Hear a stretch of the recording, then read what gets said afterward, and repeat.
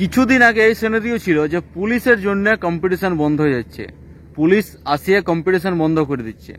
এখন হয়েছে তার উল্টোটা, পুলিশও আছে, সবাই আছে, পুলিশ নিজে কম্পিটিশন করাচ্ছে, রোড শো করাচ্ছে, পাবলিকের জন্য কম্পিটিশন বন্ধ হয়ে যাচ্ছে। ফোনটা পড়ে গেলে ফোন আর খুঁজে পেতাম না, বা আমি নিজে পড়ে গেলে আমাকেও খুঁজে পাওয়া যেত না। এমন ঠেলে নিয়ে গেল, এমন একটা ধাক্কা এলো যে চলে গেলাম সেই হাইওয়ের ওই পাশে। সো গুড মর্নিং বন্ধুরা, শুভ সকাল সবাইকে। আশা করছি তোমরা ভিডিওটা দেখছো রাত্রেবেলা, আর আমি শ্যুট করছি এখন সকাল 9টা বাজে, সেই জন্য তোমরা বললাম যে গুড মর্নিং। তো যাই হোক, তো আজকে কিন্তু রিভিউ ভিডিওটা তোমাদের জন্য প্রপার বাড়িতে বসে বানাতে পারলাম না, কারণ কাজের একটু প্রচুর চাপ আছে। আমার পিঠে দেখতে পাচ্ছ একটা ব্যাগ, যেটার মধ্যে আছে আমার পিসিটা, মানে কম্পিউটারের সিপিইউটা। ব্যাপারটা হচ্ছে বাগনান যে রোড শো হলো সেটা নিয়ে কিছু কথা বলার জন্য কিন্তু এই ভিডিও। তো অবশ্যই রিভিউ ভিডিও, কিন্তু যেহেতু কম্পিটিশন হয়নি, রোড শো হয়নি, তো কিছু কথা বলবো যেগুলো অবশ্যই তোমাদের ভালো লাগবে। আর বড় ভাই একটা কথা বলবো, ভিডিও দেখো কিন্তু লাইক একটা অবশ্যই করে দিয়ে যাও, কারণ একটা লাইকই কিন্তু আমার ভিডিও করার এনার্জিটাই বেড়ে যায়।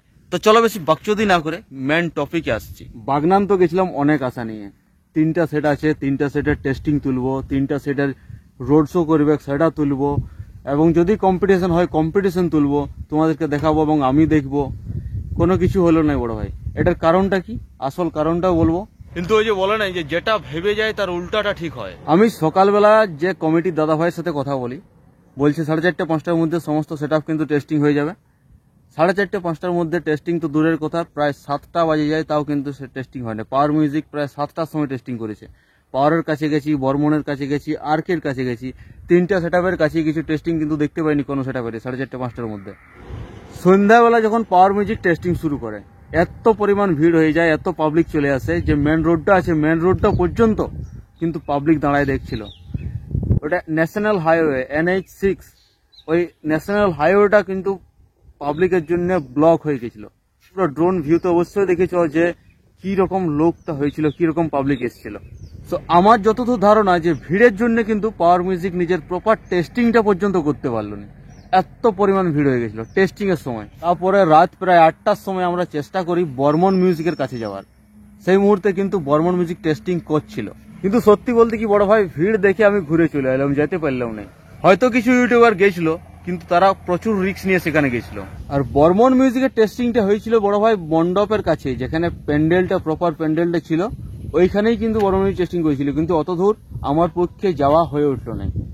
তোমরা বললাম যে জীবনের রিস্ক নিয়ে কিন্তু যাওয়া, ওইখানে যাওয়া মানে ফোনটা পড়ে গেলে ফোন আর খুঁজে পেতাম না, বা আমি নিজে পড়ে গেলে আমাকেও খুঁজে পাওয়া যেত না। কিছুদিন আগে এই সিনারিও ছিল যে পুলিশের জন্য কম্পিটিশন বন্ধ হয়ে যাচ্ছে, পুলিশ আসিয়ে কম্পিটিশন বন্ধ করে দিচ্ছে। এখন হয়েছে তার উল্টোটা, পুলিশও আছে, সবাই আছে, পুলিশ নিজে কম্পিটিশন করাচ্ছে, রোড শো করাচ্ছে, পাবলিকের জন্য কম্পিটিশন বন্ধ হয়ে যাচ্ছে। এত ভিড় হয়ে যাচ্ছে, পাবলিক যায় এত ভিড় করছে, এত ডিজে লাভার আছে, তাদের জন্য কম্পিটিশন বন্ধ হয়ে যাচ্ছে। তো যাই হোক, বর্মন মিউজিক কিন্তু টেস্টিং শেষ করে আসছিল, তার পিছনে ছিল কিন্তু আরকে মিউজিক। বর্মন মিউজিকের পেছনে পাওয়ার ছিল উল্টা সাইডে। তারপরে মণ্ডপ থেকে বেরিয়ে সেটআপটা যখন NH এর কাছে আসে, আমি ঠিক পজিশন করে অ্যাঙ্গেল করে দাঁড়ায় আছি যে বর্মন এইটা দিয়ে আসবে। আমি দাঁড়ায় আছি কোথায়, যেখানে গেটটা করা ছিল হাইওয়ের কাছে, NH এর কাছে যে গেটটা করা ছিল। বর্মন এটা দিয়ে আসবে, রোড শো করে করে সবাইকে নাচাই নাচাই আসবে।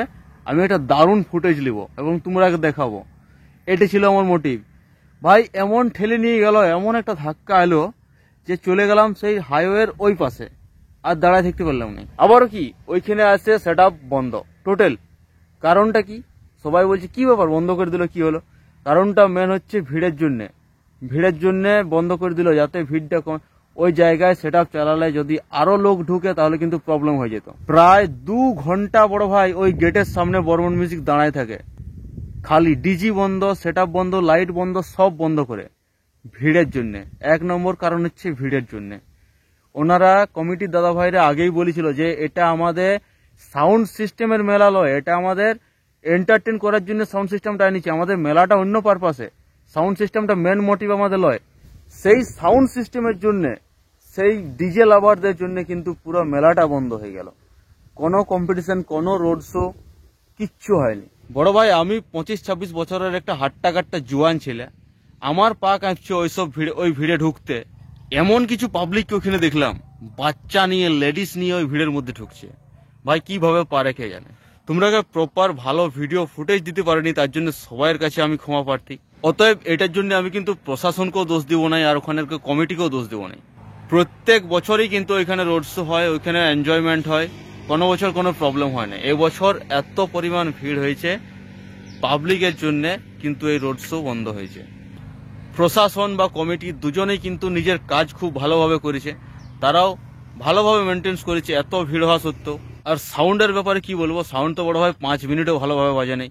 প্রপার যে শুনবো একটু 5 মিনিট ভালোভাবে, স্পিকার চেক বলো, সাউন্ড চেক, কম্পিটিশন, রোড শোর গান 5-10 মিনিটও ভালোভাবে কোনো সেটা বাজেনি। কোনো সাউন্ড সিস্টেমকেই কিন্তু আমি প্রপারলি শুনতে পাইনি ভালোভাবে, যে তোমরাকে বলবো যে এই সেটটা ভালো বাজছে, এটা খারাপ বাজছে। প্রত্যেক ভিডিওই বলি, কিন্তু এই ভিডিওতে ওইটা আমি স্কিপ করছি, কারণ ওইটা যেটা আমি শুনি নাই বা যেটা দেখিনি সেটা নিয়ে ভুলভাল কিছু বলে মন্তব্য করা আমার মনে হয় উচিত হবে না। তো অবশ্যই ভিডিও কিন্তু তোমাদের ফুটেজ ভালো দিতে পারিনি, তার জন্য অবশ্যই ক্ষমা চাইছি আরেকবার। এরপরে কিন্তু আবারও রোড শো আছে, ভালো ভালো রোড শো আছে। 27 তারিখ আছে, 29 তারিখ আছে, 31 তারিখ আছে। অবশ্যই সেগুলো কভার করবো, তোমাদের কাছে নিয়ে আসবো, ঠিক আছে? চ্যানেল সাবস্ক্রাইব করে রাখো যারা এখনো পর্যন্ত না করে দেখছো, আর ভিডিও ভালো লাগে থাকলে লাইক অবশ্যই করবে। আজকে আমার অনেক কাজ আছে বড় ভাই, আজকে বেশি ভালোভাবে ভিডিওটা বানাতে পারবো না, বুঝতে পারছি ভালো লাগে না রিভিউটা। তাও বলবো যে যেরকম ভাবে এতদিন সাপোর্ট করে আসছো, এতদিন ভালোবাসা দিয়ে আসছো, এরপরেও আমি কিন্তু ওই জিনিসটাই চাইবো। আমাদের ইউটিউব পরিবার কিন্তু প্রায় 30,000-এর কাছাকাছি চলে এসছে। অনেক অনেক ধন্যবাদ দেবো সবাইকে যারা এতদিন পাশে আছো, এতদিন এত ভালোবাসা দিয়ে এসছো। অবশ্যই চেষ্টা করবো আমার 100% দেওয়ার তোমরাকে। নেক্সট ভিডিও কিন্তু খুব তাড়াতাড়ি আসতে চলেছে। চ্যানেল নতুন দেখলে অবশ্যই সাবস্ক্রাইবটা অবশ্যই করবে, আর ভিডিওতে একটা লাইক বড় ভাই অবশ্যই করে দিও।